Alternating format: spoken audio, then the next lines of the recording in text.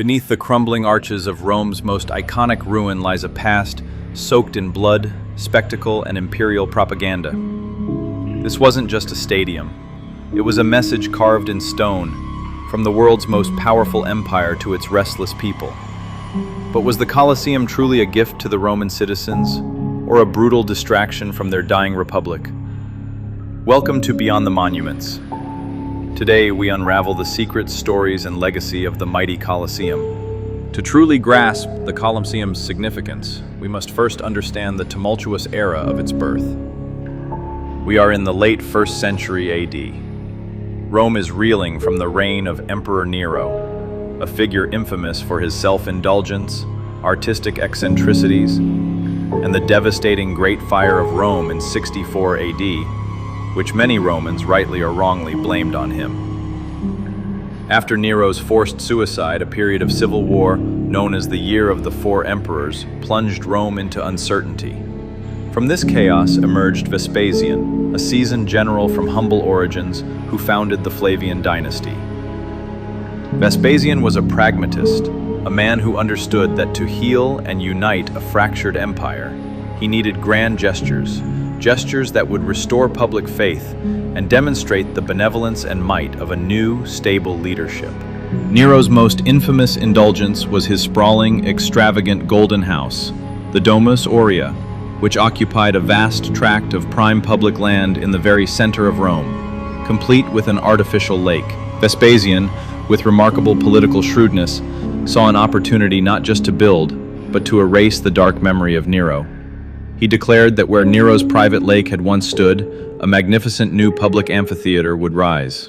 This was a deliberate, powerful act of public relations.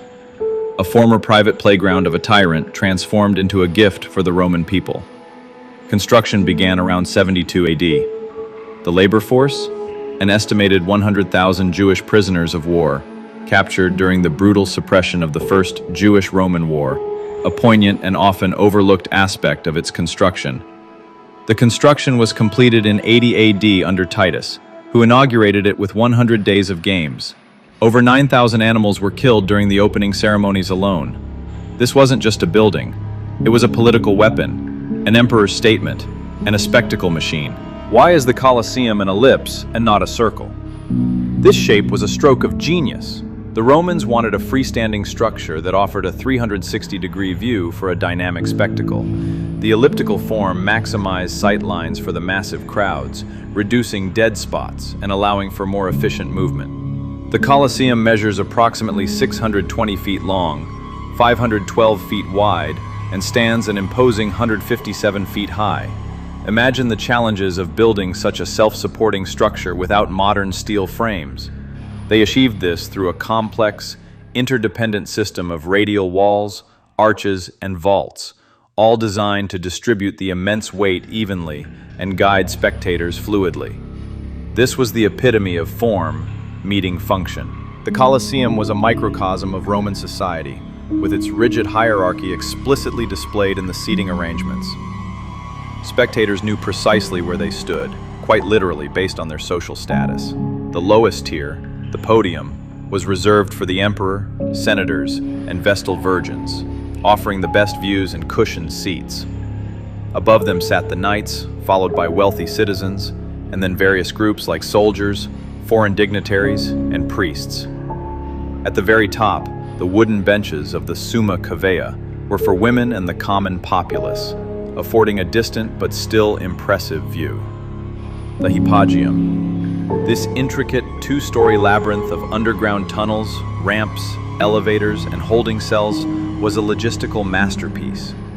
Imagine wild animals like lions, tigers, bears, and even elephants, caged and then hoisted to the arena floor via a complex system of wooden lifts and counterweights. Gladiators, waiting in tense anticipation, would emerge dramatically through trapdoors, surprising the audience. As the Roman Empire faced decline, so too did the Colosseum's prominence. The last recorded gladiator games were held in 404 AD, and the last animal hunts around 523 AD. Christianity's rise also diminished the taste for such spectacles. Over the centuries, the Colosseum suffered immense damage. Earthquakes repeatedly rocked its foundations, notably the major quake of 1349, which caused much of the outer southern wall to collapse. Its valuable materials became a quarry for other building projects throughout Rome, supplying marble, iron, and stone for churches, palaces, and even bridges. It was transformed into a fortress by Roman families, a housing complex, and even a Christian shrine. It's a profound testament to its original robust construction that so much of it still stands today, despite centuries of human neglect and natural disaster. Is it worth visiting? Absolutely. Standing in the Colosseum's arena is an emotionally powerful experience. Walking through the underground hypogeum, viewing ancient artifacts, and imagining the thunderous roar of 50,000 spectators brings history vividly to life. To make the most of your visit, it's best to go early in the morning or opt for a night tour, which offers fewer crowds and a more atmospheric experience. Despite its partial ruin, the sheer scale, rich history, and remarkable engineering make the Colosseum one of the most immersive and unforgettable historical sites in the world. The Colosseum wasn't just a monument, it was a stage where empire, blood, and spectacle danced in public view. It reminds us that power often performs through architecture, and sometimes the stones speak louder than the swords. If you enjoyed uncovering the story of Rome's most iconic amphitheater, subscribe to Beyond the Monuments. Keep exploring, keep questioning, go beyond the monuments.